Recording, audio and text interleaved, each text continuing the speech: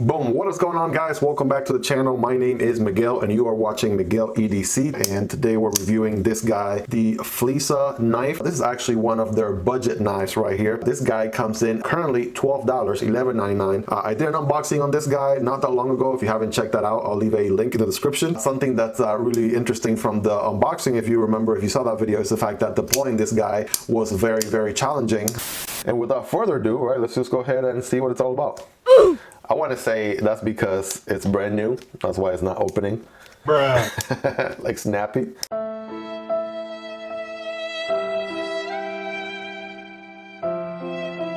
I since got a chance to EDC this guy. I went ahead and loosened up the pivot screws there a little bit, and now it makes for a great deployment on this guy all day, every day. So yeah, we're gonna get into it with this knife right here from Flissa. Again, a $12 EDC knife. So I mean, we're talking budget of the budget EDC knives. There's no excuse to get in the hobby with this knife out there. With that being said, first thing we want to go ahead and do is just get some measurements on this guy. Overall measurement, we're talking about 8.25 inches. Total blade on this guy is going to be a total of 3.5 inches. The actual cutting edge is more like 3.25. If we fold this guy, that's where we get the 4.75 inches right there overall length. So another interesting thing about Flissa knives that I mentioned in the unboxing is the fact that they don't actually give their knives unique names, which I definitely recommend. Flissa, if you're watching this video, right, definitely give your knives a unique name so we can differentiate them in the lineup. The OG knife in the channel that I got from Flissa is this guy right here. This has been a solid EDC knife. If you haven't seen the review video on this guy, check it out. So they do make some good budget knives out there, no doubt about that. And I'm currently EDCing this little guy right here with a D2 blade and wooden handles. So I'm also going to have this review here for you coming up very soon if you want to make sure you're subscribed so you don't miss out on that. But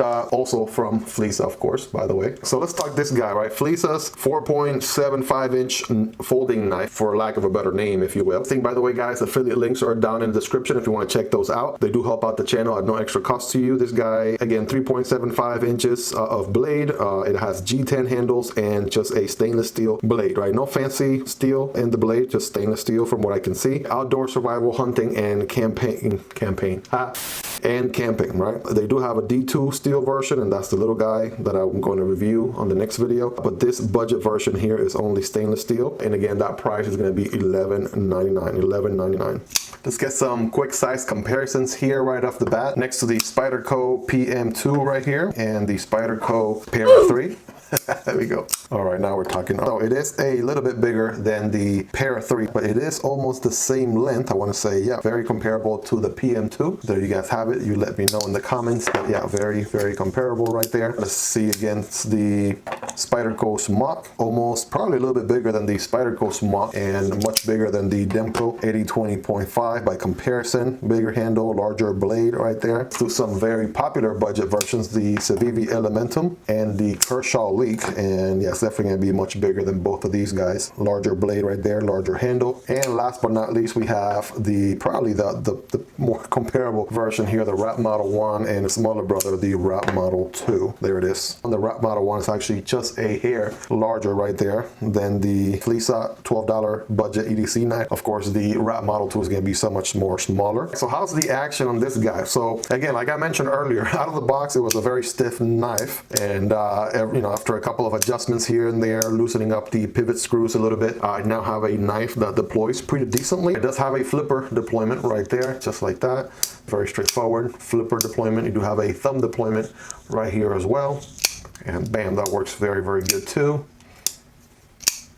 And you also have the reverse flick or another thumb stud on the other side right there, and so allows you to reverse flick very, very well. Oh, you put some enthusiasm into it, right, just like that.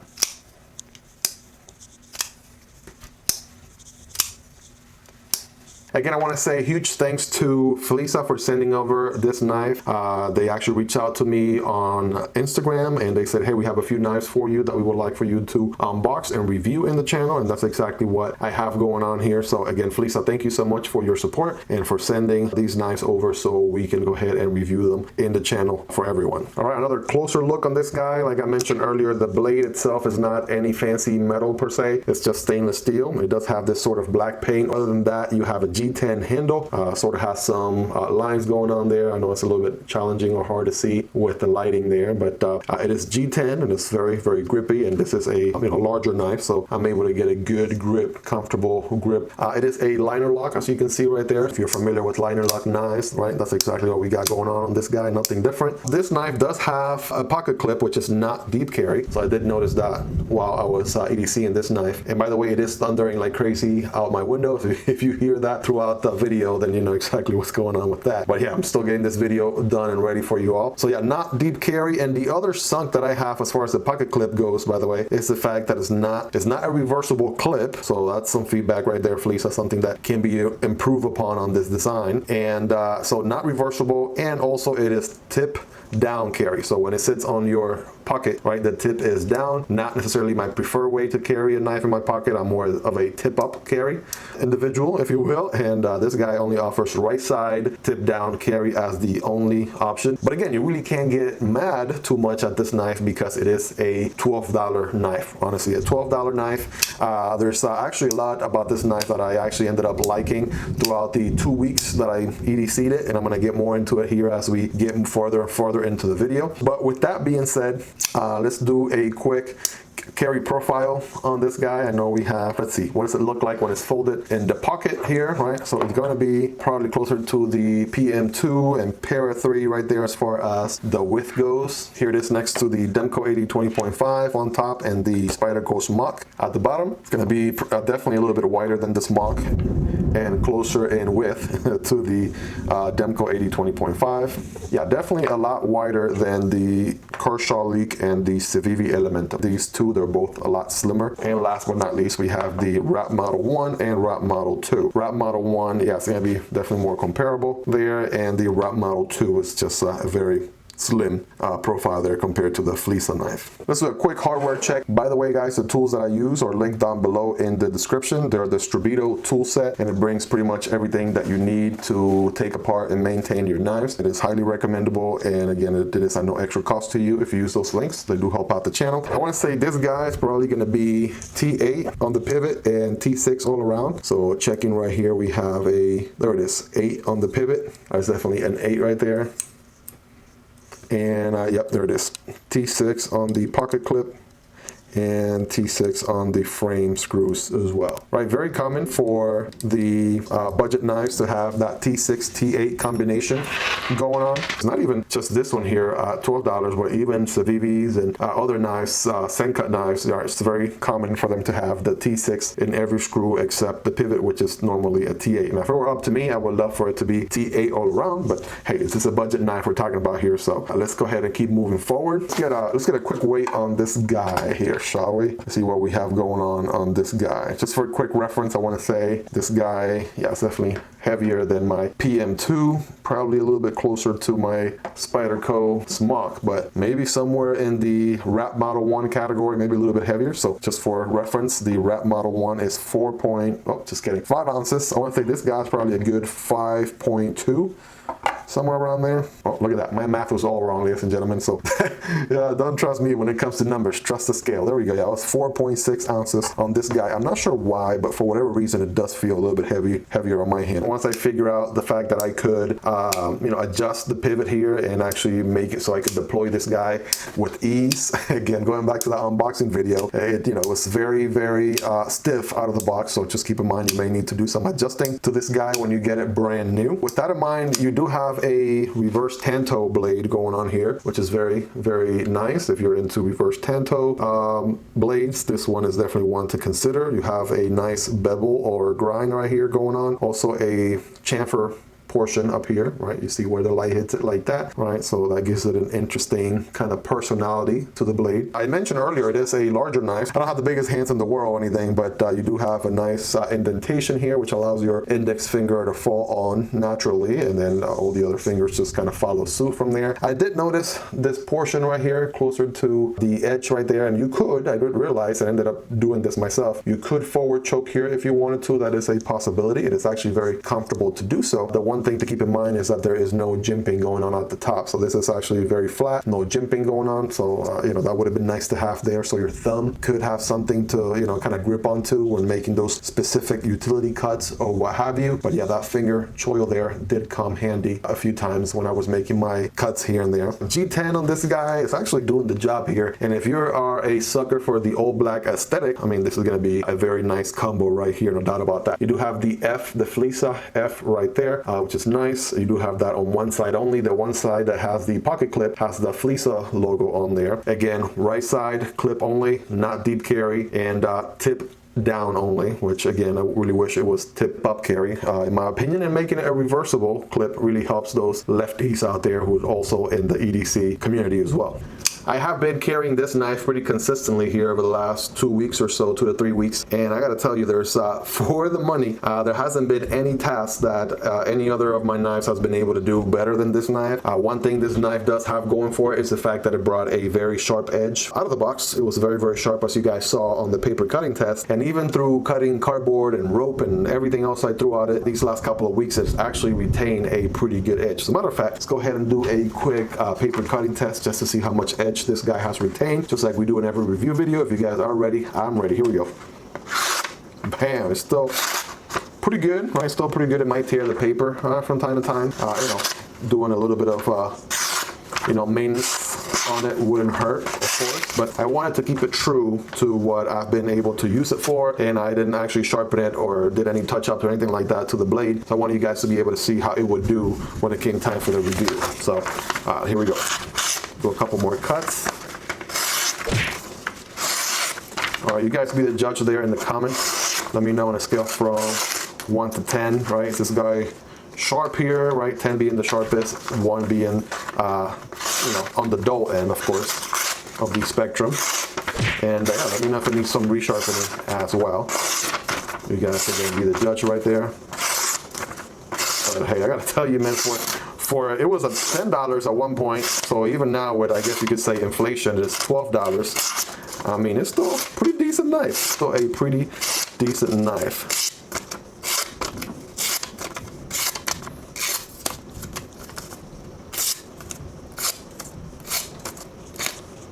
And like I mentioned on the unboxing, the blade is pretty long, so that helps with, I guess, running your cuts from one end to the other. So that's pretty neat there. What's the balance look like on this guy? Well, it's gonna be a little bit challenging. I'm gonna do it on this side so the pocket clip doesn't throw my balancing act out of whack here. But yeah, it is gonna be, of course, handle. Well, here we go. Hold on, let me find the sweet spot right there. So about right there, that is your balance, right? A little bit more weight on the handle, of course, with the liners, the G10, the blade being pretty about, you know, almost as half the knife right there.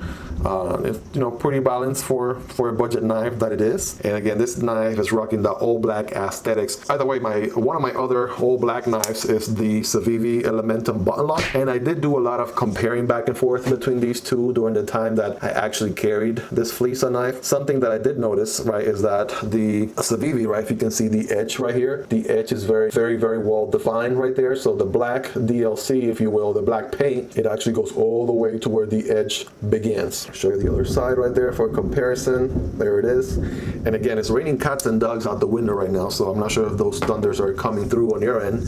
Something I did notice on the Flissa knife is the fact that the paint doesn't really consistently go all the way down to the edge. You do have kind of the paint stops just a little bit before the edge begins. That may be something to do with quality check, right? So the edge starts a little bit lower down here, but the black paint stops, you know, just right before. So yeah, something to check right there on the quality department. If anything, you know, the paint hopefully should go all the way to the edge like it does on this Civivi Elementum button lock. But again, this right here is a $65 knife, right? You could get it around the $50 to $60 when they're on special, right? So I'm sure the quality for Civivi is going to be a little bit more strict. We're talking about the budget knife category, ultra budget knife, guys. $12. What more could you ask for? So I'm really nitpicking at this point for what this knife brings to the table. This guy is not bad at all. And I must say, I was actually very, very impressed with how this guy performed during the weeks that I was EDCing it, you know, for the type of knife that it is, for what it brings to the table. Do keep in mind when speaking about sharpness of the blade, this is not any specific type of steel like a 9CR18 MOV or a D2. This is just stainless steel, right, that has been sharpened and with a black paint coating on top of it. And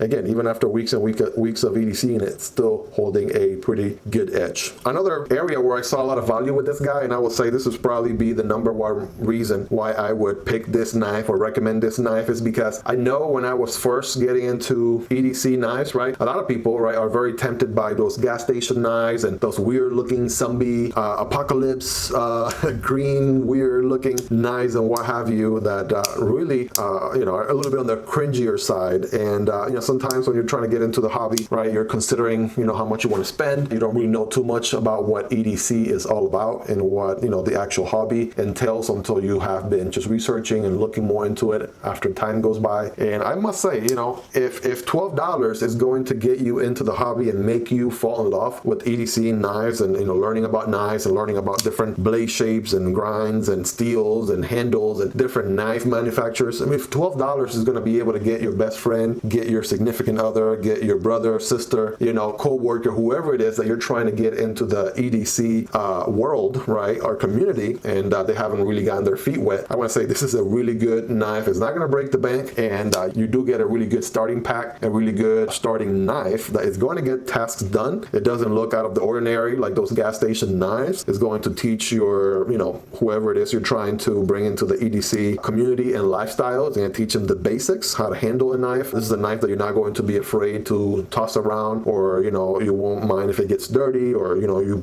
beating the heck out of it, because it is a $12 knife. Dare I say again, especially if they're all, you know, into the whole black design right there, you really cannot go wrong. You could spend more money if you're trying to get someone into EDC knives and what that's all about. But I'm telling you, for about $12, I feel like this guy has a really good, you know, proposition, brings a lot of, I guess, value for the money to the table. You're really not breaking the bank, if I need to remind you of that once again. And for $12, yes, it is a Chinese knife and it's not made in the USA, but hey, it's $12. Right? That's like the cost of a Taco Bell meal. You get a quesadilla with some chips and what have you. Right? That's $12 right there. You get the quesadilla with a drink and a combo, and next thing you know, right, that's your $12 right there, and you end up with a pretty decent knife. So you guys let me know in the comments, right, if you are considering picking up this knife and you just want to be very cautious with your money, or you are wondering if it's worth it. I think for anybody who's starting their EDC journey and they're just looking for a good knife that won't break the bank, and maybe $40 to $50 is too much for you,